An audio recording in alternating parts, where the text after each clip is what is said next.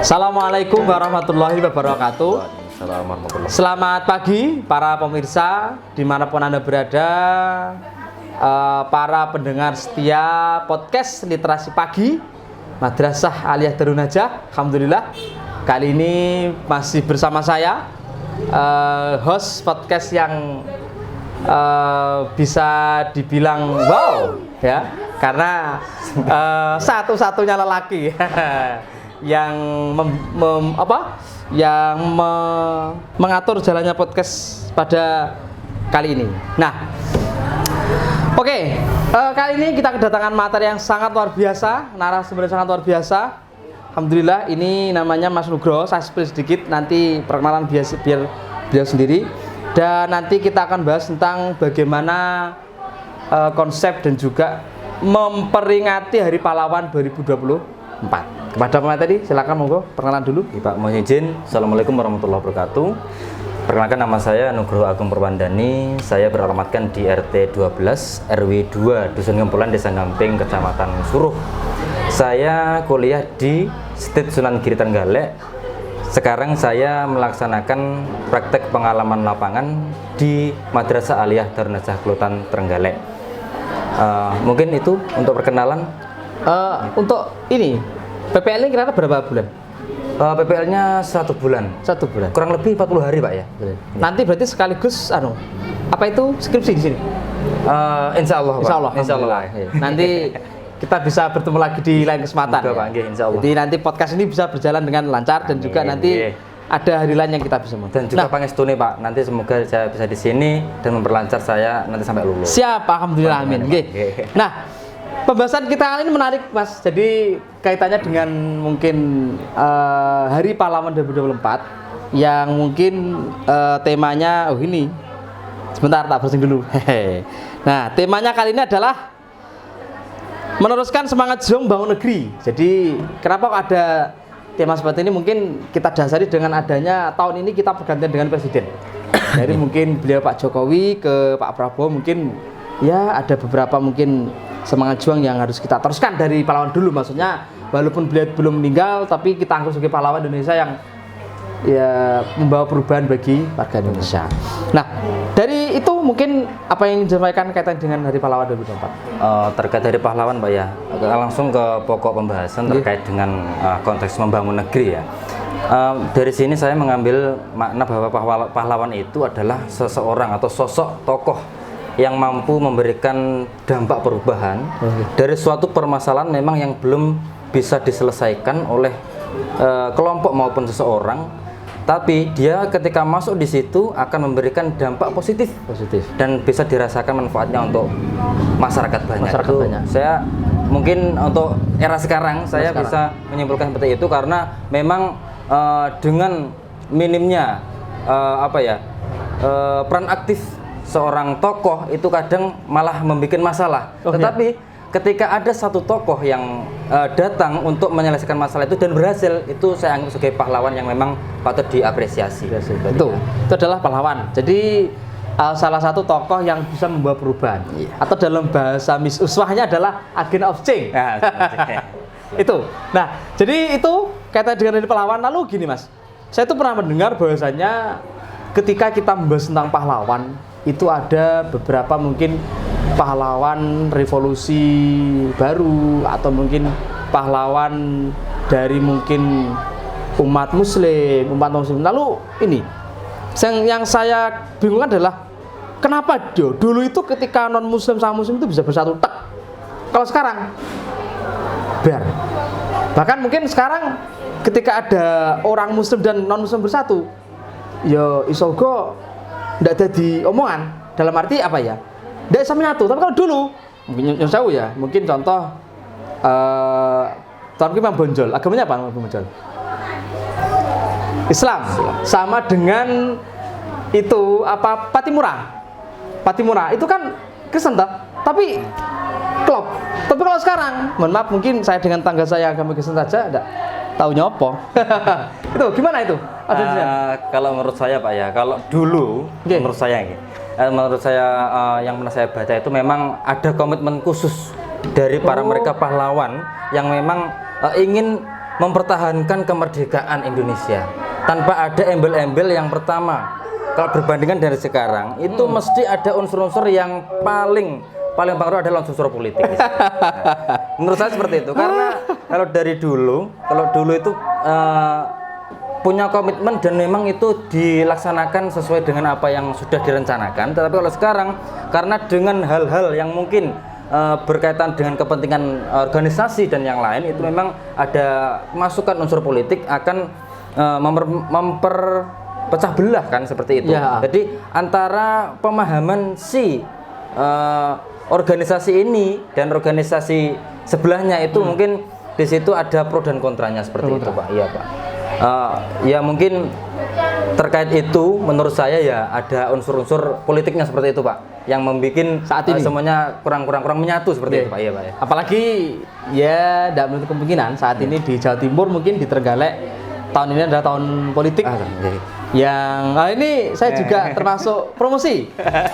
Jadi nanti para pemirsa yang ada di rumah, baik mungkin pelajar, pemula yang sudah berusia 17 tahun, atau mungkin mbah-mbah, kakek-kakek, nenek-nenek yang ada di rumah yang mendengarkan podcast ini, silakan tanggal 27 November kita berbondong-bondong ke TPS untuk mencoblos bupati dan juga Jawa Timur, gubernur. Nah itu.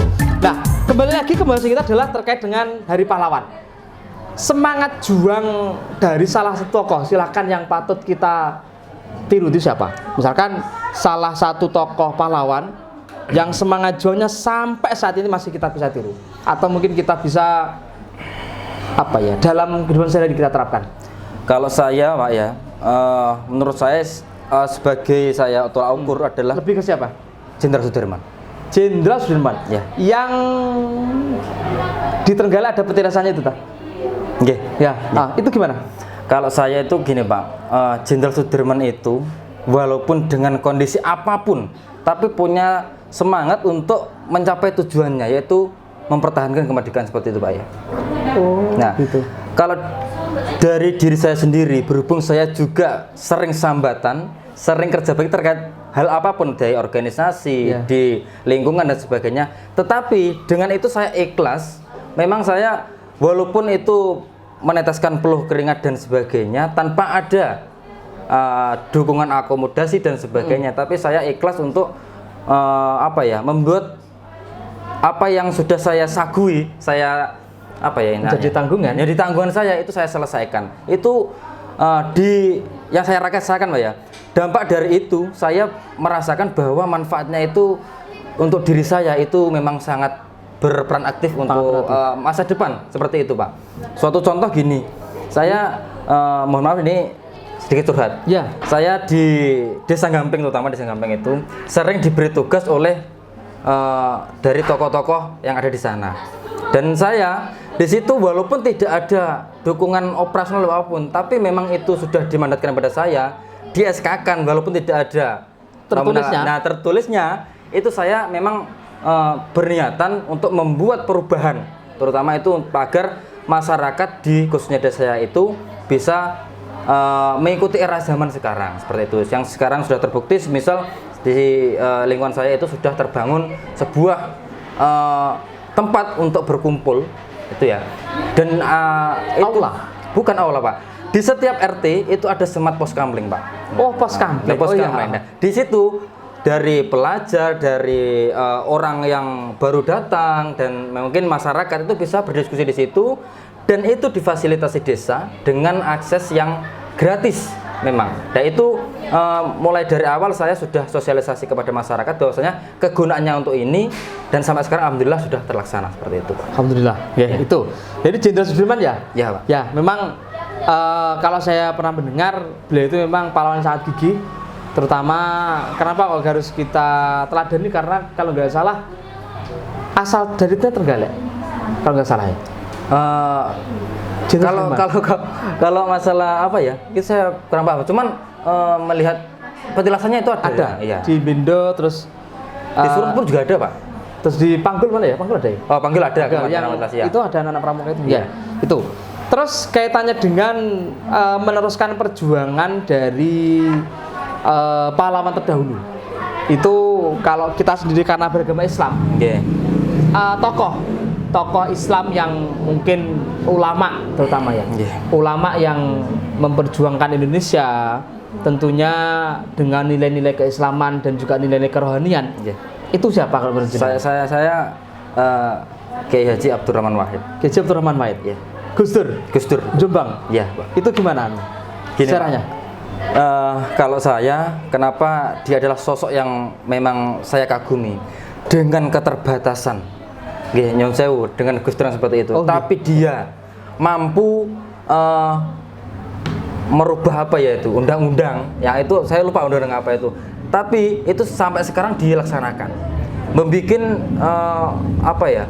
Terkait hari libur, terkait hari hari Waisak itu kan Gus Dur. Nah, dengan keterbatasan dia, dengan tekanan dari unsur politik, dia tetap tegar dan kuat bahwasanya dia itu memang benar di posisi itu. Nanti dia ikhlas menerimanya, toh itu nanti mana yang baik pasti akan terlihat baik, mana yang buruk endingnya akan terlihat buruk, dan sekarang sudah terbukti. Oleh karena itu saya sangat kagum kepada beliau. Iya, Pak. Termasuk kalau tidak salah yang mengesahkan agama Konghucu. Ya. Agama bagi orang-orang Cina itu adalah beliau Gus Dur. Ya. Dengan adanya kelenteng, dengan adanya mungkin apa ya, peringatan Imlek di Indonesia itu karena berkat Gus Dur. Kalau tidak ada itu mungkin orang-orang Cina ya pada kabur ke Cina. Tersingkirkan dari Indonesia, Pak, terutama ya. Tersingkirkan dari Indonesia. Oke. Nah, itu. Terus kaitannya dengan membangun negeri. Nah, ini kata-kata membangun negeri ini yang saya garis bawahi adalah membangun negeri. Otomatis kalau ada kata-kata membangun negeri itu harus ada apa namanya? Sebuah konsep ya. Yang mana pahlawan dulu itu bisa ini nanti diteruskan oleh anak cucuku untuk membangun negeri. Ya. Apa kira-kira yang konsep apa kira-kira yang bisa membangun negeri dari pahlawan dulu yang nanti kita bisa serapkan? Mungkin kalau menurut saya itu dimulai dari hal kecil dulu, Pak. Hal kecil dari bawah dulu. Kita harus ikhlas berjuang dulu, Pak. Ikhlas berjuang itu ataupun ikhlas beramal. Nah, ikhlas berjuang, ikhlas beramal. Otomatis mana-mana yang akan kita capai nanti, kalau memang itu masih kita pribadi maupun dari kelompok perseorangan itu mau membesarkan itu, memang kita harus mengeluarkan satu tenaga.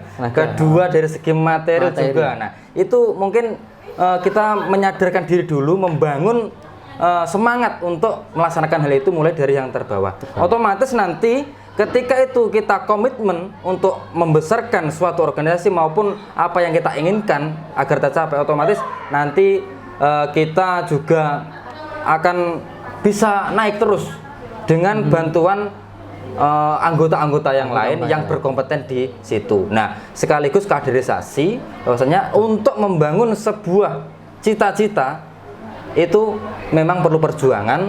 Nah, ayo kita ajak bersama-sama untuk menggapai cita-cita itu. Okay. Jadi dimulai dari kecil. Hal kecil dulu. Jadi untuk membangun sebuah negeri harus dimulai dengan hal kecil dulu dari bawah. Saya harus bisa berjuang, ikhlas dan seterusnya. Nah, itu yang terakhir. Ini kaitannya dengan mungkin di tahun 2024 ini kira-kira apa harapan panjenengan kepada kepada pemerintah terdahulu? Karena tahun ini adalah pergantian dan juga harapan kepada pemerintah sekarang. Kenapa kok saya bahas pemerintah? Karena pemerintah terdahulu itu juga bisa kita sebut sebagai pahlawan. Karena dengan adanya Menteri Pendidikan yang baru, adanya maka kurikulum Merdeka. Dengan mungkin kementeriannya baru, mungkin ada menu-menu untuk ya orang-orang mungkin ada bansos PK dan seterusnya. Itu juga termasuk salah satu perjuangan pahlawan. Apa harapan panjenengan di sekarang apa? Terus baikan.